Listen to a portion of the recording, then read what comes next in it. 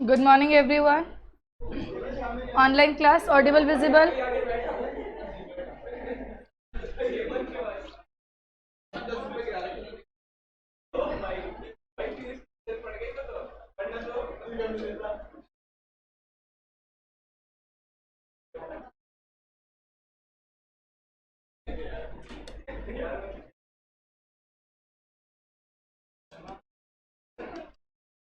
कल की क्लास में हम लोगों ने जो पढ़ा था पहले उसको नोट डाउन कर लेते हैं, फिर आगे की क्लास कंटिन्यू करेंगे।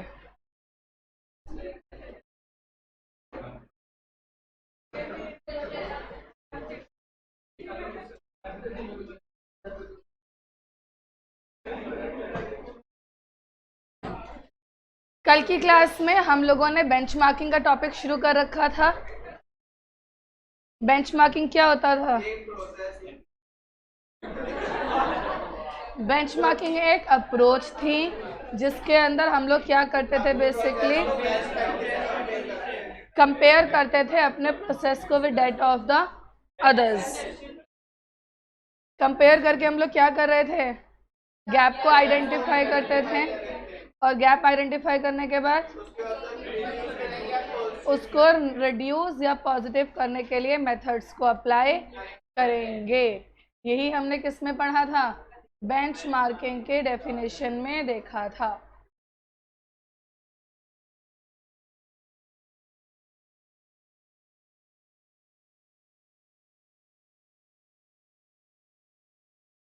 नोट डाउन करो इसकी definition.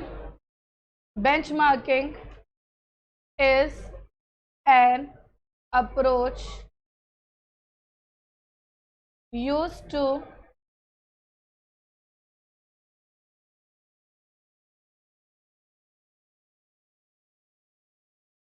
set goals and measure performance with best industrial practice। अगला point, it is developed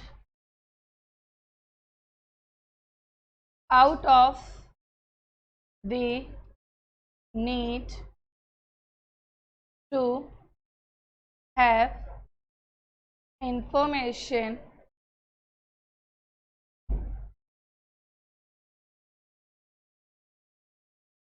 against which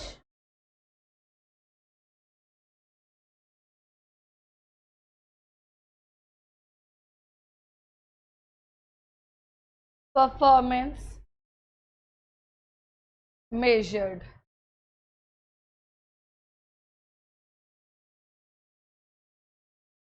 आगे हम लोगों ने इसमें लिखा था, क्या पढ़ा था आगे? हम लोग इसमें क्या करेंगे, गैप्स को आइडेंटिफाई करेंगे। While comparing gaps will be identified. फिर गैप्स को क्या करेंगे, रिड्यूस। यही वाला पॉइंट इन्होंने हमें आगे क्या लिख के दिया था जब हमने पढ़ा था। इसके थ्रू हम लोग इम्प्रूव करेंगे अपने परफॉर्मेंस को by learning from the, compare करोगे किस चीज़ को, डिफरेंस आपकी परफॉर्मेंस के विद दी, क्या आइडेंटिफाई करोगे, फिर फाइंड आउट करोगे गैप्स को क्या करने के, not only to reduce but also to make them positive. तो हमने यहाँ पे पॉइंट क्या लिखा था, अगला यहाँ पे क्या करेंगे, लर्न करेंगे किससे, from the best practice.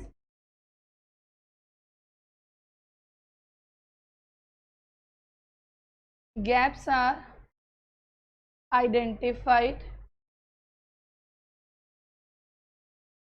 methods are used not only to reduce the gap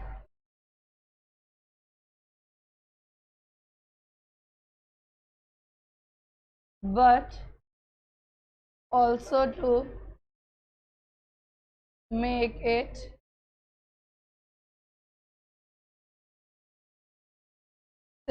positive।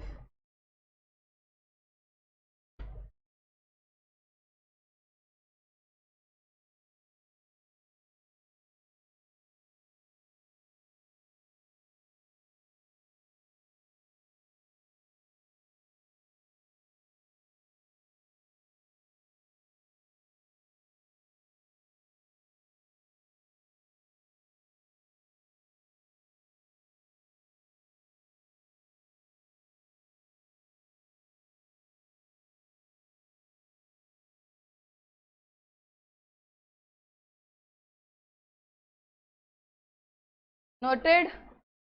इसके बाद हमने इसके क्या पढ़े थे, स्टेप्स का निमोनिक क्या किया था, हमने स्टेप में देखा था ICICI इवेल्युएशन, जहां पर आई किसके लिए स्टैंड कर रहा था, identify the need for the benchmark, see compare clearly understanding own process, पे आई बेस्ट प्रैक्टिस को, prepare a report and implement the step to reduce the और evaluation, यही किया था। चलो आगे नोट डाउन करते हैं पॉइंट्स को। Steps for benchmarking. पहला पॉइंट,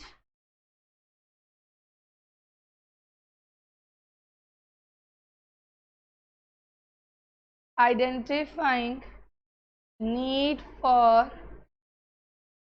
बेस्ट प्रैक्टिस। 3 पॉइंट्स लिखे थे, सबसे पहले आइडेंटिफाई कर रहा था किसको,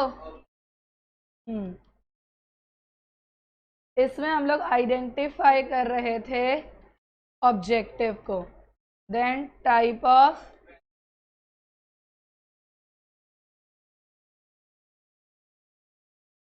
और लास्ट में realistic opportunity for improvements.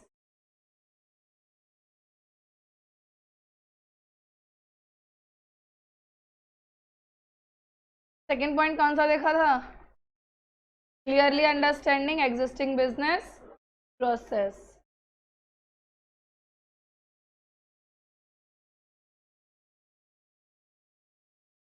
Business process के लिए मैंने बीपी लिखा है, हम लोगों को इसके लिए कंपाइल करना था डेटा एंड इंफॉर्मेशन।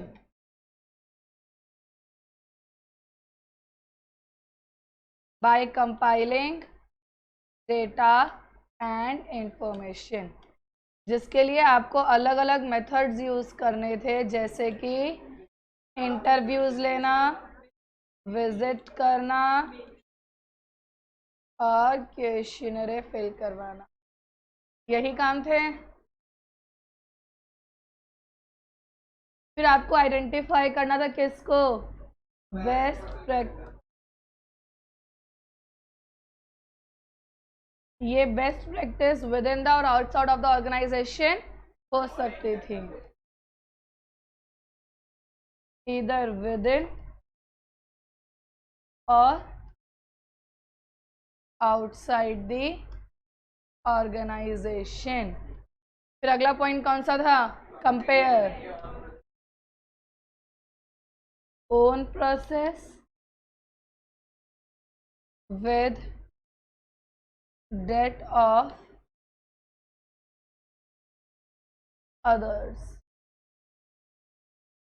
इस पॉइंट में क्या आएगा? यहाँ हम लोगों ने कहा हम बाय कंपेयरिंग आइडेंटिफाई किया था किस चीज को? गैप्स। फिर गैप्स मांग लिए थे तो हमने सीख किया था एक्सप्लेनेशंस, और फिर क्या किया था? सजेशन डाला। तो अगला पॉइंट आ गया था, या मेथड्स का पॉइंट इसी में ही बोला था थोड़ा बहुत।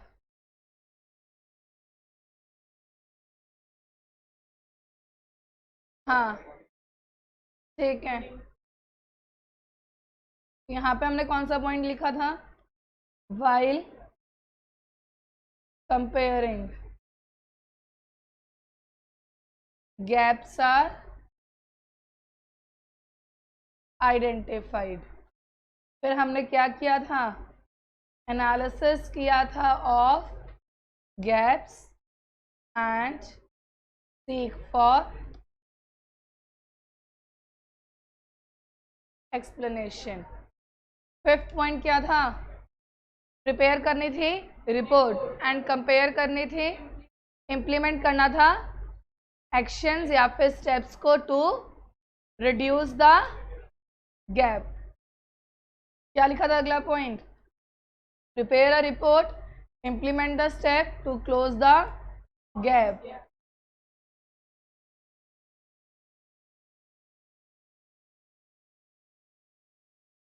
Prepare the report and implement the steps to close the performance gap। कोई भी बच्चा ये मत सोचना अगर हेडिंग बड़ी है तो कंटेंट लिखने की ज़रूरत नहीं है। चाहे हेडिंग अपने आप में सेल्फ एक्सप्लेनेटरी हो, फिर भी कंटेंट तो लिखना पड़ेगा। फिर कई बच्चे ऐसा सोच लेते हैं कि हेडिंग में सारी बात एक्सप्लेन हो तो गई, फिर कंटेंट लिखने की ज़रूरत क्या है? लिखा हुआ है बुक में, कुछ मतलब है तभी लिखा हुआ है। रिपोर्ट कंसिस्ट करती है दो चीज़ों को, वो दो चीज़ें क्या थी? एक तो रिकमेंडेशंस थी and action plan for improvement. और लास्ट पॉइंट क्या है इसमें? इवैल्यूएशन। इवैल्यूएशन का मतलब क्या था? मॉनिटरिंग करना। हमें टाइम टू टाइम क्या करते रहना चाहिए?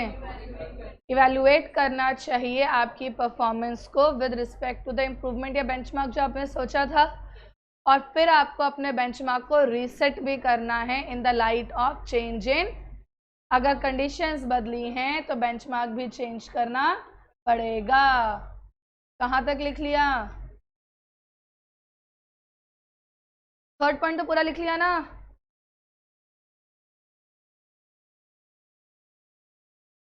चलो पॉइंट नंबर 5 में क्या लिखा है? इवैल्यूएशन। इवैल्यूएशन में क्या लिखा है? 6 पीरियोडिकली इवैल्यूएट करना है किसको? Performance with respect to benchmark for improvement। फिर आपको क्या करना है? रीसेट करना है बेंचमार्क को in light of change in conditions. कल की क्लास में इतना ही पढ़ा था।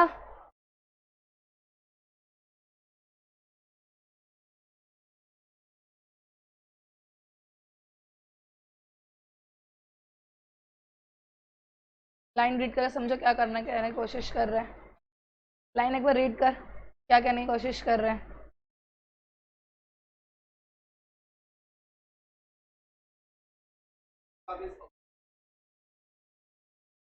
विद रिलेशन टू या विद रिस्पेक्ट टू?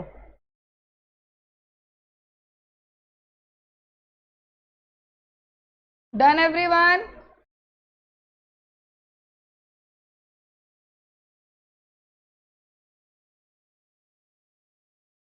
अब अगला टॉपिक जो है बिल्कुल इससे एक टॉपिक पीछे है, बीपीआर, बिजनेस प्रोसेस री इंजीनियरिंग।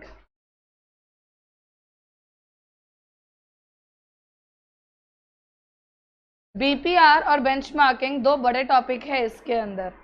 बड़े टॉपिक का मतलब है कि इसमें से पेपर आ जाता है।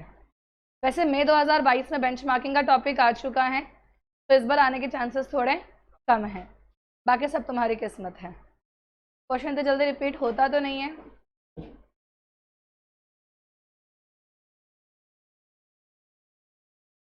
बिजनेस प्रोसेस का मतलब बताओ पहले तो मुझे।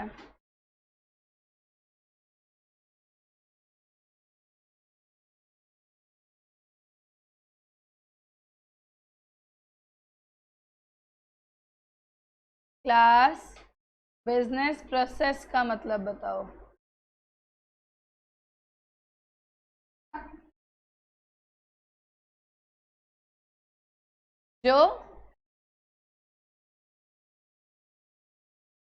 वो जो भी काम तुम लोग कंपनी में अपने गोल्स को अचीव करने के लिए कर रहे हो, वो क्या कहलाता है?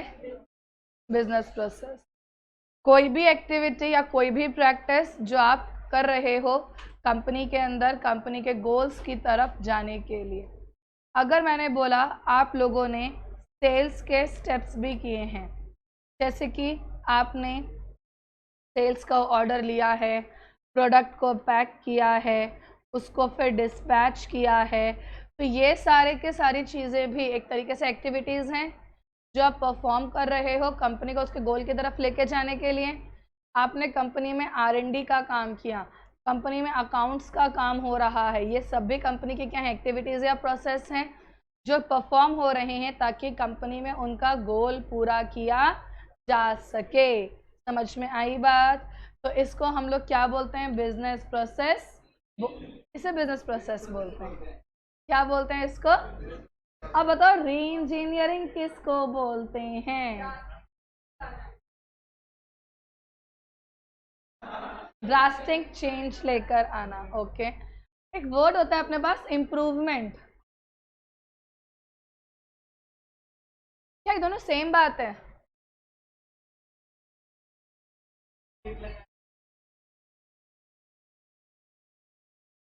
हाँ,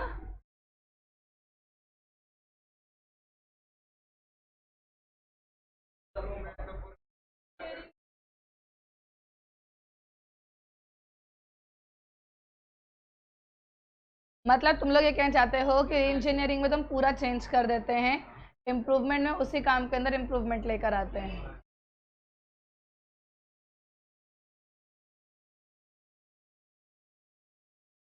जब हम री इंजीनियरिंग कहते हैं उसका मतलब है पूरा प्रोसेस कंप्लीटली चेंज कर देना। और जब हम इम्प्रूवमेंट कहते हैं, जब तुम लोग बोल रहे थे, उसी काम के अंदर क्या करना? चेंजेस। फॉर एग्जांपल को समझने की कोशिश करते हैं। IRCTC है, पहले सिर्फ और सिर्फ आप लोग रेलवे की जो टिकट्स बनाते थे वो आप लोग लाइन में लगते थे रिजर्वेशन करवाने के लिए और वहाँ खड़े होकर टिकट्स बनाते थे। मैंने इन लाइंस का प्रॉपर मैनेजमेंट करवा दिया, या मैंने 3-4 विंडोज़ और ओपन करवा दी, दे आर नोन एज। उसी काम के अंदर मैंने बेहतरी की तरफ लेकर गई। अब हमने क्या किया? हम लोग IRCTC की विंडो लेकर आ गए, ऑनलाइन काम करने का पूरा तरीका चेंज कर दिया। इसको बोलते हैं री इंजीनियरिंग, जहाँ पे काम को वेरी बिगनिंग से बिल्कुल क्या कर दो? चेंज कर दो। मतलब पहले क्या था और अब क्या था? Completely different. री इंजीनियरिंग के अंदर हम लोग बोलते हैं, हम लोग रिकंस्ट्रक्ट करते हैं। रिकंस्ट्रक्ट मतलब फिर से बनाना। चलते हुए काम को रोको, फिर से जीरो पर जाओ और नए सिरे से काम को क्या करो? शुरू करो। उसको हम लोग क्या बोलते हैं? री इंजीनियर करना बोलते हैं। क्या करना बोलते हैं? तो हम लोग यहाँ पे आपका बेसिकली इम्प्रूवमेंट और री इंजीनियरिंग में फ़र्क है। इम्प्रूवमेंट में आप लोग एग्जिस्टिंग प्रोसेस के अंदर ही काम कर रहे हो, ठीक है, और इसमें तो आपने पूरा प्रोसेस ही क्या कर दिया, चेंज कर दिया।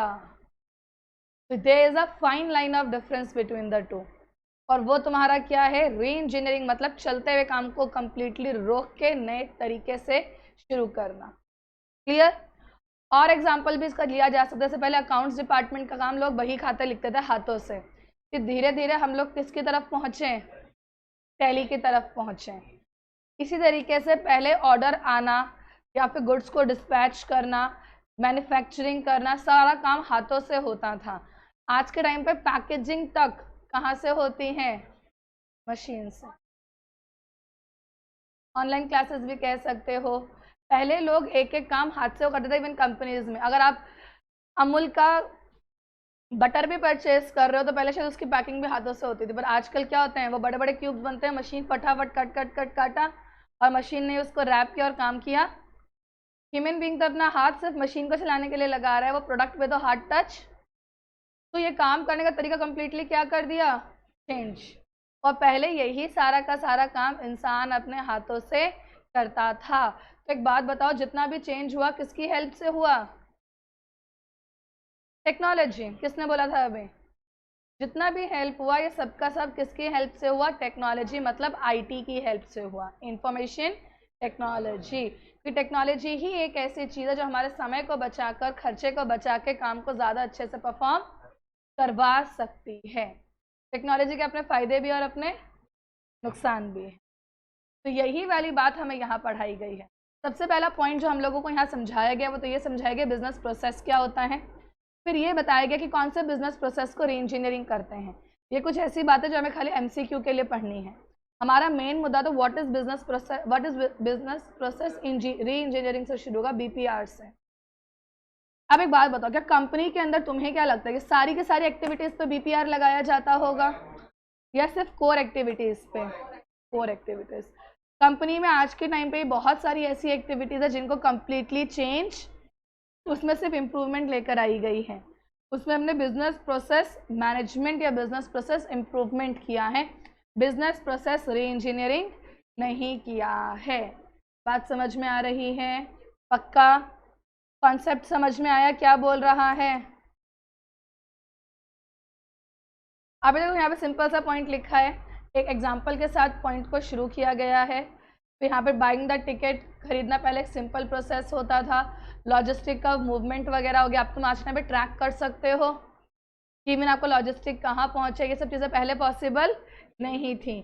आज के टाइम पे तो ट्रांसपोर्ट वाले भी अपने ट्रक के अंदर सेंसर लगा के रखते हैं ताकि वो सेंसर के थ्रू इस बात का पता लगा सके कि अगर उनका ट्रक ट्रेवल कर रहा है तो ट्रक कहाँ तक पहुँचा है। लेकिन ड्राइवर हमें कुछ झूठ तो नहीं बोल रहा है।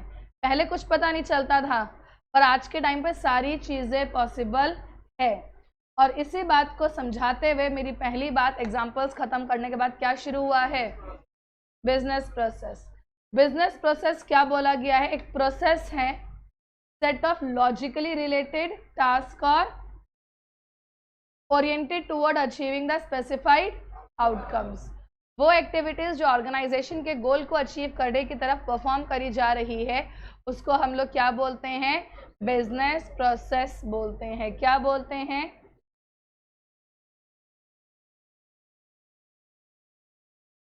अब देखो बिजनेस प्रोसेस में कौन से स्टेप को री इंजीनियर किया जाता है, सिर्फ और सिर्फ 4। MCQ के लिए ध्यान रखना, सारी की सारी एक्टिविटीज़ पे BPR अप्लाई। साइड में चाहे लिख लो, BPR is applied only on 4 business process.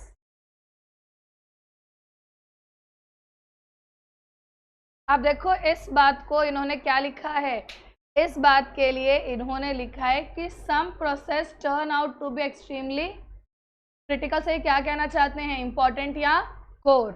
कुछ बिजनेस बहुत इंपॉर्टेंट होते हैं for the success and survival of the enterprise, और BPR फोकस करता है सिर्फ उन्हीं क्रिटिकल बिजनेस पे out of the many business process in the, और इनको हम कौन से बिजनेस प्रोसेस कहते हैं?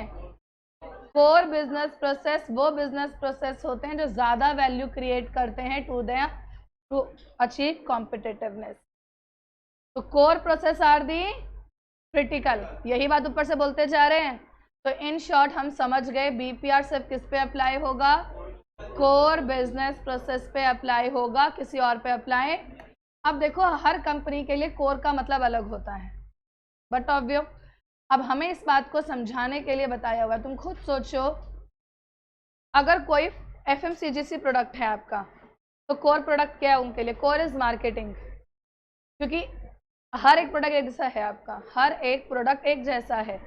अगर आप मार्केट के अंदर बोल दो कि ये कोई आपका परफ्यूम है, डिटर्जेंट है, सारे तो एक ही काम कर रहे हैं, सबसे लेमन की खुशबू आ रही है, सबसे फ्लावर्स जैसी खुशबू आ रही है, तो डिफरेंस क्या है? मार्केटिंग का तरीका, है ना? सब उन्हीं केमिकल से बने हुए हैं। तो अगर आपका एफएमसीजी प्रोडक्ट है, कौन सा है? इस बात को ध्यान रखना, कहीं एमसीक्यू वगैरह में कुछ ऐसा पूछ ना ले कि अगर आपका एफएमसीजी प्रोडक्ट है तो एफएमसीजी प्रोडक्ट के अंदर कौन सा मेन प्रोडक्ट है?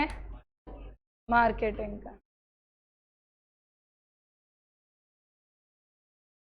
अगला पॉइंट देखो, बैंकिंग के लिए कोर प्रोडक्ट क्या है? पैसा लेना और मोबिलाइज करना, किस चीज को? और जनरेट करना। अगर तुम देखोगे तो इसी स्टेप पे टेक्नोलॉजी ज़्यादा लगा है। कैश काउंटिंग मशीन आ गई, कैश डिपॉजिट मशीन आ गई, कैश विड्रॉल मशीन आ गई है ना? तो हमारे पास कैश का मोबिलाइजिंग, आरटीजीएस आ गया, आपका आईएमपीएस आ गया, ये सब कुछ किसके लिए आया? पेमेंट को मूव करने के लिए। बैंक में मेजर काम तो यही होता है। तो जब बैंक में मेजर काम यही होता है तो इसी काम को करने के लिए हमें तरीके को क्या कर दिया है? चेंज कर दिया है। इंश्योरेंस कंपनी में मेन काम क्या है? कस्टमर से प्रीमियम लेना और उनको क्लेम प्रोवाइड। अब मुझे बताओ इलेक्ट्रॉनिक्स और सेमी इलेक्ट्रॉनिक इंडस्ट्रीज कौन सी होती है? सेमीकंडक्टर और इलेक्ट्रॉनिक कौन सी होती हैं?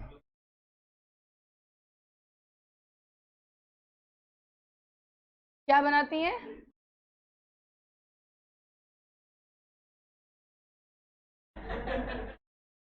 ये चिप कह रहे, चिप्स नहीं कह रहे। हाँ, कुछ नहीं। तुम्हें भूख लग रही है?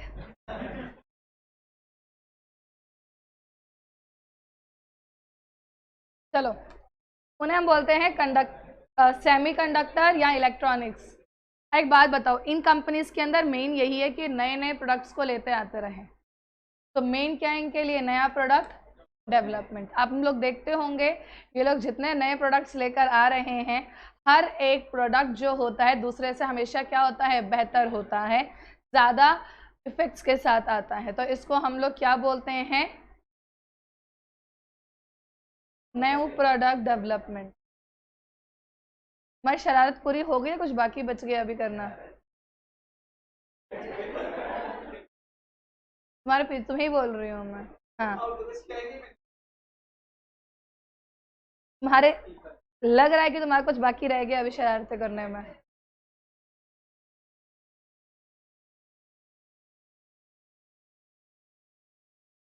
लक्ष्य है तुम्हारा नाम? अच्छा हाँ, तुम तो पीयूष हो। लक्ष्य तो खैर कोई तुम्हारी क्लास में शायद नहीं है। है गया वो। ओके। हाँ,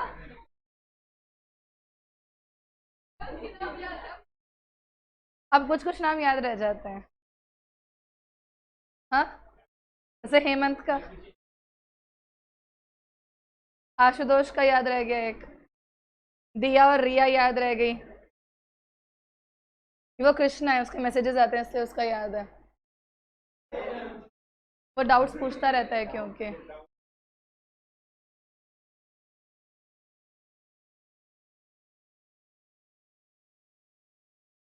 तुम्हारा नाम ऋषभ है, तुम अलवर से हो।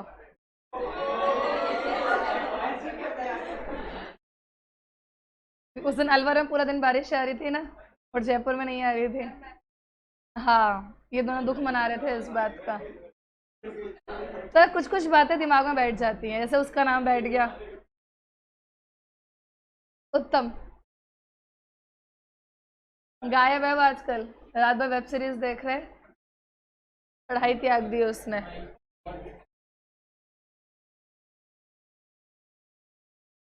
तो ऐसे कुछ कुछ नाम याद है तुम्हारा? तुमने बताया कभी आज तक मेरे को?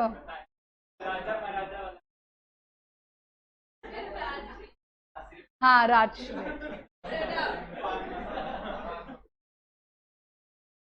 तो ऐसे कुछ बच्चों का नाम याद है। आशुतोष एक यहाँ पर भी, एक वीडियन में भी है, तो इसलिए याद रहता है ये वाला मेरे को। हाँ, उसका काम बोरियों में चलता है।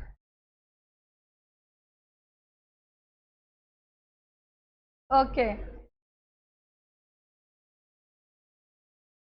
वेरी गुड निश्चय, तुमने मतलब बिल्कुल सही बताया है। तुम्हारा मैसेज देखने में थोड़ा लेट हो गया, पर तुम्हारा मतलब बिल्कुल ठीक है। तो री इंजीनियरिंग किस पर लगती है? Core products. और हर तरीके की कंपनी के लिए कोर प्रोडक्ट अपने आप में डिफरेंट होता है, और ये सभी के सभी क्या हैं? कोर प्रोडक्ट्स के एग्जाम्पल हैं। इनको ध्यान में रखना, कुछ नहीं कह सकते, एमसीक्यू में पूछ लें, या कहीं ऐसा ही एमसीक्यू ना आ जाए 4 कंपनीज के नाम दे दियो, 4 अलग अलग टाइप बोल दिए, बताओ किसके लिए कौन सा कोर प्रोडक्ट है, मैच करो। ऐसे आता तो नहीं है, बट क्या पता बना दो। आने के लिए कुछ भी आ सकता है और कैसे भी पूछ सकते हैं।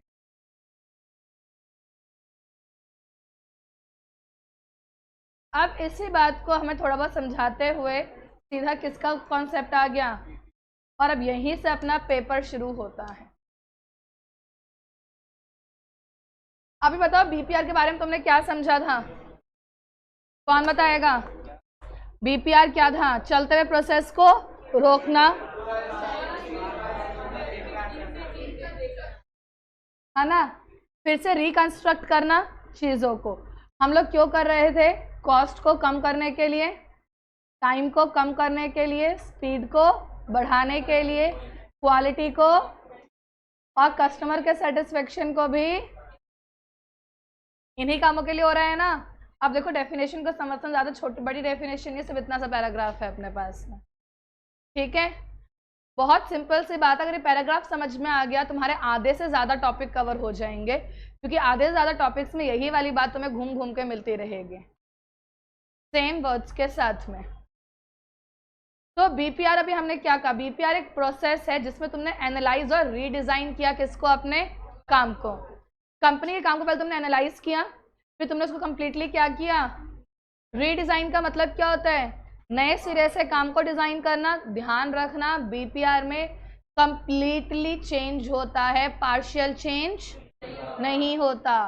तो इसमें हमने एनालाइज करके रीडिज़ाइन किया है किसको? और प्रोसेस को, चाहे ऑर्गेनाइजेशन के विद इन हो या बिटवीन हो। रीडिज़ाइन का जो एफर्ट है वो है रेडिकल। रेडिकल का मतलब होता है कंप्लीटली चलते हुए प्रोसेस को बंद करके नए काम से शुरू करना। पर एक बात बताओ, हम जब भी री इंजीनियरिंग लगाते हैं ना, तो हमेशा रियलिटी में नया और पुराना प्रोसेस एक साथ चलता है। कंप्लीटली शिफ्ट हम तब तक नहीं करते हैं जब तक नए प्रोसेस के साथ में पूरी कंपनी यूज टू ना हो जाए। जैसे अभी भी हमारे पास में रिजर्वेशन के बोथ ऑप्शंस आर अवेलेबल, कि बहुत सारे लोग ऐसे हैं जो ऑनलाइन एक्सेस को नहीं कर सकते हैं, उनको समझ में ही, तो इस वजह से उनके लिए ऑफलाइन सिस्टम अभी भी चल रहा है। क्लियर है? तो इसको हम लोग क्या बोलते हैं? बेसिकली यहाँ पे हम लोग क्या करते हैं? Total reconstruction and rethinking of the business process in its, मतलब पूरा पूरा, समझ में आया? डीकंस्ट्रक्शन मतलब तोड़ना, यही होता है ना, मतलब पूरा पहले पूरा घर ठंडा करो और उसके बाद बनाओ,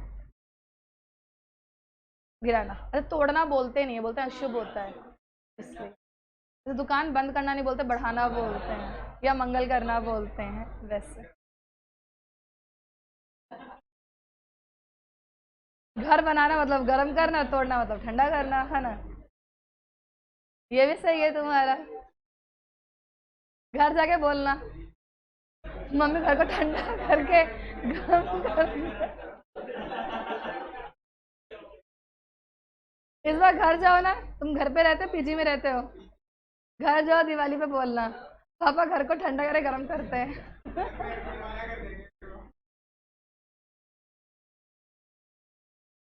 चलो क्लास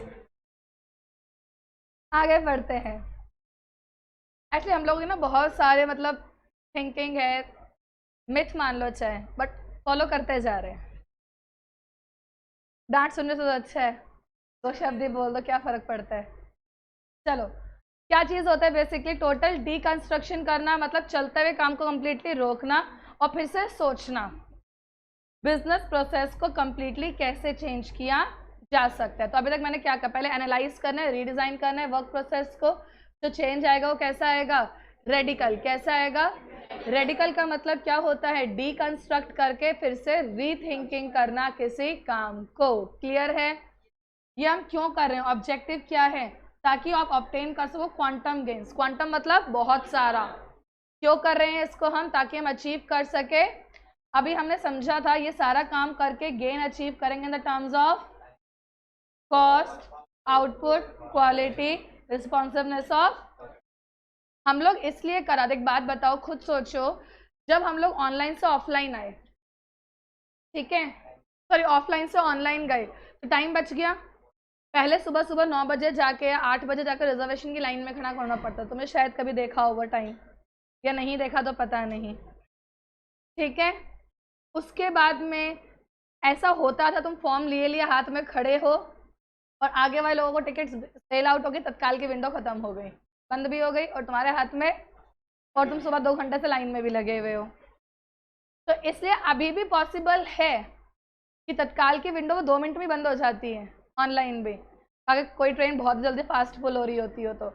फिर भी लेकिन तुम्हारा टाइम तो तुम्हें वो 2-3 मिनट ही वेस्ट करने पड़े। कॉस्ट भी किस तरीके से, कन्वेंस कॉस्ट मान लो, कैसे भी मान लो, वो वहाँ पे कवर हो जाती है, तो वहाँ पे कन्वेंस चार्जेस पे कर देते हो ऑनलाइन। आउटपुट ज़्यादा बेटर है, क्वालिटी ज़्यादा, और कस्टमर ज़्यादा क्या है अब, सेटिस्फाइड है।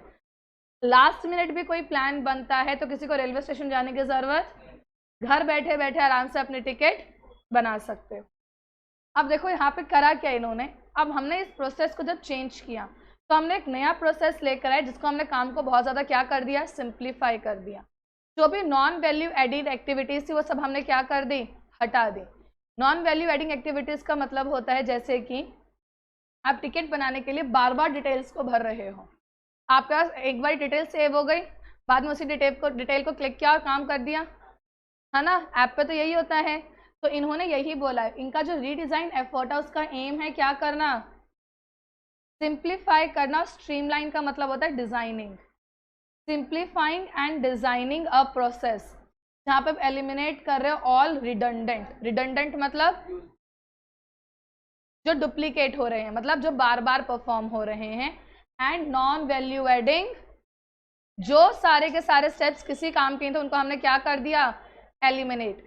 हम लोग पहले ना एफडी बनाते थे ऑफलाइन, उसके लिए पहले एफडी का फॉर्म भरो, सारे काम करो। अब ऑनलाइन बनाना है, सीधा एफडी पे जाओ, कितने की एफडी करनी है उस पर अमाउंट लिखो, ओके पे क्लिक करो, ओटीपी आएगा, वेरीफाई करो, काम खत्म हुआ।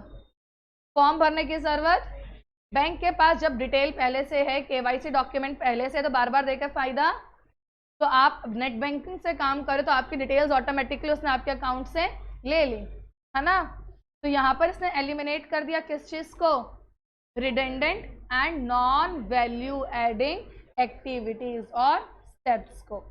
अब रिड्यूस कर दिया, जिसकी वजह से नंबर ऑफ, और जब रिड्यूस हो गए नंबर ऑफ स्टेजेस तो स्पीड अप क्या हो जाएगा, और ये सब किसकी हेल्प से। अब हमें कंसोलिडेट करेंगे पूरे पैराग्राफ को, तो हमने क्या समझा, इसमें हमने क्या किया है, एनालाइज किया है और रीडिज़ाइन किया है वर्कफ्लो प्रोसेस को। तो ये रीडिज़ाइन किया है, ये कैसा है, रेडिकल। रेडिकल का मतलब होता है डीकंस्ट्रक्ट और थिंकिंग करना पूरे के पूरे प्रोसेस को। ऑब्जेक्टिव क्यों किया है? टू गेन क्वांटम ऑफ किस किस के टर्म्स में? Time, cost. एम क्या है इसके थ्रू? सिंप्लीफाइड प्रोसेस को redesign, to develop a simplified process by reducing या by non value adding activities and reducing the number of steps. अब स्टेप्स रिड्यूस होंगे तो स्पीड अप क्या हो जाएगा? Process with the help of IT system. एक बार फिर से देखो, मैं बोलती हूँ, ध्यान से सुनना पूरे पैराग्राफ में क्या है। सबसे पहले इन्होंने बोला है एनालाइज करना और रीडिजाइन करना है वर्क फ्लो को। फिर रीडिजाइन का मतलब बताया कि रीडिजाइन का मतलब होता है रेडिकल। रेडिकल का मतलब होता है कंप्लीटली क्या करना? डीकंस्ट्रक्ट करना और रीथिंकिंग करना। ये काम क्यों कर रहे हैं? ऑब्जेक्टिव है ऑब्टेन करना क्वांटम गेन। गेन किस टर्म्स में गेन किया जाएगा? टाइम के टर्म में, कॉस्ट के टर्म में, output, quality and responsiveness of customers. ये काम आप करोगे कैसे? सिंप्लीफाइड प्रोसेस को डिजाइन करना है जहां पे आपको एलिमिनेट करने हैं सारे non value adding steps. Non value adding steps eliminate हो गए तो नंबर ऑफ स्टेप्स कम, नंबर ऑफ स्टेप्स कम तो काम स्पीड अप हो जाएगा।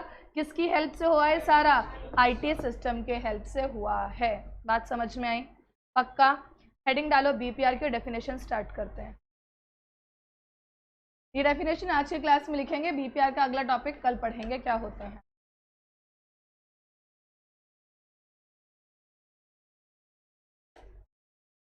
हेडिंग डालो बिजनेस प्रोसेस री इंजीनियरिंग, जिसको हम क्या बोलते हैं? बीपीआर। बिजनेस प्रोसेस री engineering is a refers to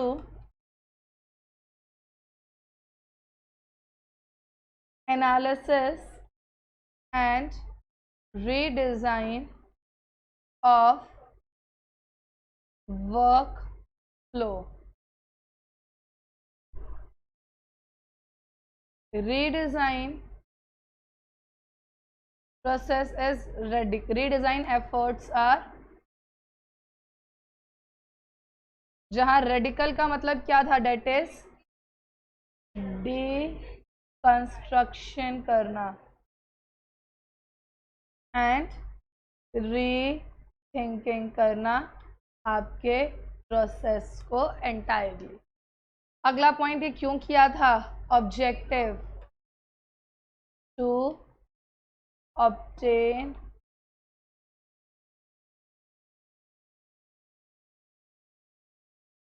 quantum of gain in terms of, किसके टर्म्स में?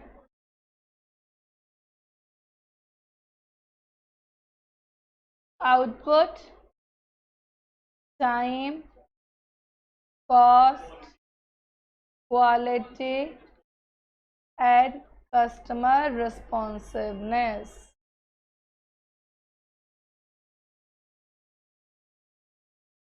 अगला पॉइंट क्या था? हम यहाँ पे कर क्या रहे थे? सिंप्लीफाई कर रहे थे और स्ट्रीमलाइन कर रहे थे प्रोसेस को by simplifying and streamlining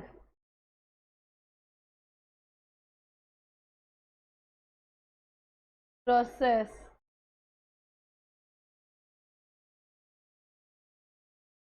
to eliminating redundant and non-value adding activity। इसका रिजल्ट क्या होगा? ये रिड्यूस करेगा किस चीज को? नंबर ऑफ स्टेप्स को एंड स्पीड अप करेगा किसको? Through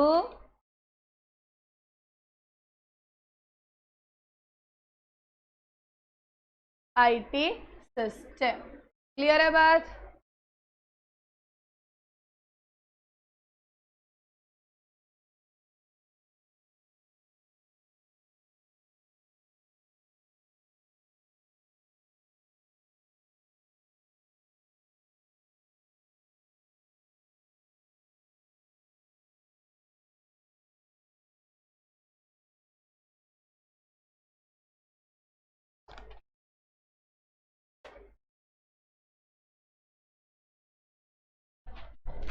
online class, any doubts?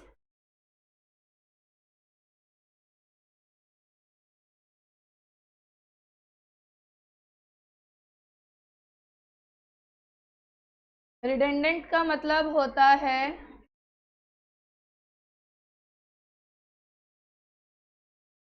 ऐसी एक्टिविटीज जो बेसिकली रिपीटेड हो रही हो बार बार, जैसे कि बार बार डेटा फाइल करना पड़ता है,